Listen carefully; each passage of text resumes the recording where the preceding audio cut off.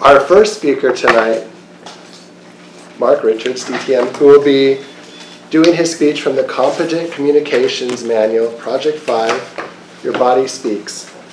The speech title is The McDonald's Incident. Mark has been in Toastmasters long enough to have earned his DTM, take every role, and hold almost every officer role.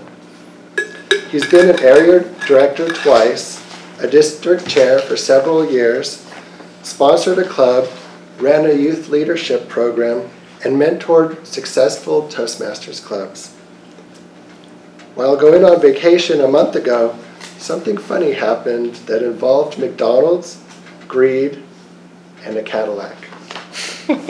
This speech will give you food for thought, but not thoughts about food. It'll encourage you to laugh at events because you deserve a break today. Most of all, it will give you an example of overcoming adversity by looking at the sunny side up. The purpose of this project is to use stance, movement, gesture, facial expressions, and eye contact to express your message and achieve your speech purpose. Mark Richards, DTM.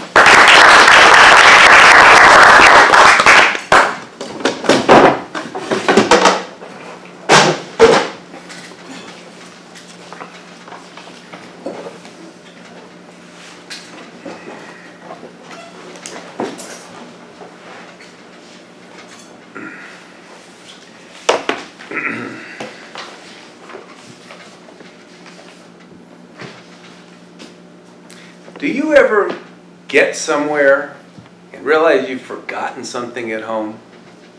Have you ever been driving, listening to the radio, and suddenly you're at your destination? Would you agree that we go through our daily routine on autopilot? When we recently took a trip, Mr. Toastmaster and fellow Toastmasters and most welcome guests, when we take a trip that we're going to be driving, we take our van. And our van is a modified Toyota Sienna. It's right here, by the way. I'm going to explain what's different about it because it's important to the story. In the van, there's a driver's seat and a rear bench, but there's no passenger and there's no middle row of seats. Whenever we go on a trip with the van, this is how it works. I'm going to be I roll up the ramp, I get into the passenger seat side. Nancy uses a couple of straps that attach to the floor and hook onto my rear axle. Then she takes a bulky piece of medical equipment and puts it behind me in the space that would have been where the third row of seats are, second row. She rows up the ramp and we take off. On this particular trip, we were going up north. The trip would have been about 6 hours if we hadn't stopped, but we did stop. About every 60 to 90 minutes, we decided to stop at one of the state run down rest stops. There was an abundance of them, but we stopped every 90 minutes or so. The thing about these rest stops is you have to understand is they're kind of dirty if you've ever been in one. We're going up to 5. And it was not until we got to about an hour near our destination that we saw McDonald's. It's like, oh yeah, there's a light at the end of the tunnel. It's got, clean restrooms. It's got, it's air conditioned because it was pretty warm out. And it's got things that you need there. This is what we did. She stopped the car into the handicapped parking spot, put down the ramp, takes out the bulky piece of medical equipment, undoes the shoe straps that are behind me. I roll out of the van. She then takes the bulky piece of medical equipment, puts it back in the van, and closes the ramp. We went into the McDonald's and did what we needed to do. Then we came back out. She opened up the ramp, took out the bulky piece of medical equipment. I rolled into the van, got into where I usually go in the passenger side. She then goes into the van, she hooks up the straps, closes the ramp, and we take off. An hour later, we get to our destination in Lafayette. It's at that point that she realizes that she forgot to put this medical equipment back into the van. It was just an oversight. It was a breakup of a ritual. It was an accident. It was one of those things. It was a very long day. We were both very, very tired. And I got, oh my gosh, what am I going to do? I need this. Otherwise, I wouldn't be able to have a good trip. I thought, this is just going to ruin it. We're going to have to drive back tomorrow. Nancy says, oh, don't worry about it. It's fine. Tomorrow morning, we'll go out to a medical supply store. We'll buy you a brand new one. No problem.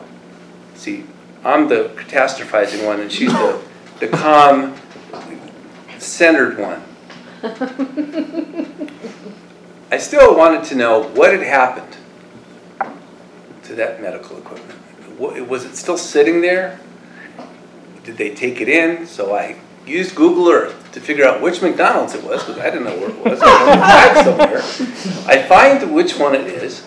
Then I use Google again to find the phone number, and I call them. Ring, ring. Hello, this is Ricky. McDonald's, can I help you? Yeah, hi, Ricky. This is Mark. I was there about an hour ago, and I left a piece of medical equipment out near the handicap spot. Did you happen to see it? Oh, yeah, we saw something. Does it look a little bit like a walker? Yeah, I guess so. I guess it looks like that. Okay, yeah, well, we saw it, but we were so busy, we didn't have a chance to bring it in. But it's not out there right now, so I had looked at the videotapes, the surveillance tapes, and I noticed that about 20 minutes ago, a white Cadillac pulled up. A gentleman got out of the Cadillac, opened the trunk, picked it up, and put it into the trunk and drove off. He did what? Okay, wait. This is hilarious. I can't believe this. Okay, fine. Can I get a copy of that surveillance tape? Because I'm going to be telling this story at a meeting that I go to, and I would love to have that tape. Oh, I'm sorry, we can't give that out because of privacy concerns. No problem. It's still a good story without it. Goodbye, Ricky. Here I am telling that story. The McDonald's incident gave me this story, and it was worth the $60 investment in that new piece of medical equipment. The takeaway could have been, if you want to get rid of something bulky, leave it in your front yard or in the parking lot of a McDonald's, but it isn't. The real important part, and the part that you should remember, if you are in the middle of a routine, something breaks up the routine, and you're about ready to have a disaster, look at the bigger picture, smile, and have some laughter, and go about your day and your life. Mr. Toastmaster. Good evening, everybody. Mr. Toastmaster, fellow Toastmasters, honored guest, and of course, Mark. This is a very interesting speech. When I heard the subject of the speech, Body Speaks, I was very curious how that could look. And I may actually want to do this one just for fun in the future. I jotted down some notes as it was being read off as to, I think it was the introduction where it talked about it was stance, movement, gestures, facial expressions, and eye contact. Jotted them all down, just kind of keep an eye on how does that look. And I think you nailed every single one of those. I saw lots of movement, gestures, facial expressions, eye contact very well. The thing I'm always most impressed about when you speak, Mark, you never have notes. I'm doing a 2-minute evaluation and I have a whole set of notes. You have a 5-minute speech and there are no notes inside. Something we could all ascribe to for sure.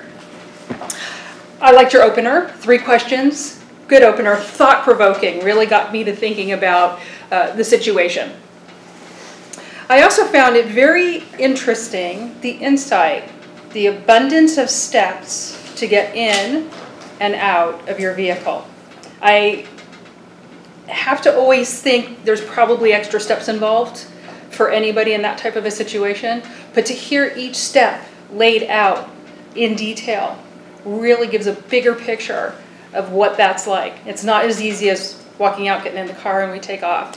And I appreciated having a little bit more understanding of what that's like. You also took us on a journey up the 5 freeway with, as you had, the abundance of rest stops that are not maintained by the state. And the abundance of details about McDonald's, how cool it was inside and so forth. One of the things I was most impressed about was as you were talking, you actually were using all of the stage, moving all the way across and moving all the way back. And I also had a really cute giggle when you were channeling not only your inner Ricky, but your inner Nancy. Maybe Nancy liked it too, I don't know. And best of all, I loved all of the tips on how I can get rid of bulky items. Thank you for that. So some general comments. You excelled, of course, at body movement and eye contact. A lot of variety, vocal variety, movement variety, and some of the channeling that you did made for a very colorful and interesting speech. I really loved the phone call you had with Ricky and how you recreated that without the recording to fall back on. And I loved your closing. As far as what you may want to work on, I drew a blank on that, so please forgive me, I don't have something to offer. But to challenge yourself, maybe do more channeling of your inner Nancy and your inner Mr. General Evaluator. Good evening, Toastmasters. This is my first evaluation, so bear with me. I'll be evaluating Mark, and to begin, I love your enthusiasm, and your storytelling is very admirable. You constantly kept the audience engaged, which is, by easily demonstrating how your daily routine was, getting inside the van and pointing to your imaginary van. So it really helped me, and I'm sure everyone here can agree, visualize and be able to put the story into our heads, kind of like reading a book. Something you may want to work on would be maybe changing your tone of voice during the story. That way you can create some kind of anticipation, or maybe like hook the audience a little more. An easy example would be when you were speaking in regards to when you discovered your equipment was missing. At that point, maybe you could have created like a pause and kind of hook the audience and allow them to like be engaged and ready to listen to the next thing, if that makes any sense. And something you could do to challenge yourself in the future would possibly be incorporating some additional emotions to your story, to not only in your speech, so that you can help the audience not only just visualize the great story you were able to tell, but obviously help us feel it as well. So other than that, I really think you spoke clearly, and you're really good at storytelling, if I already didn't mention that. Really great sense of humor as well, like the whole, if you want to get rid of something, leave it at McDonald's. Right. I will take your advice for that. All right, guys. Well, that is it. Thank you so much.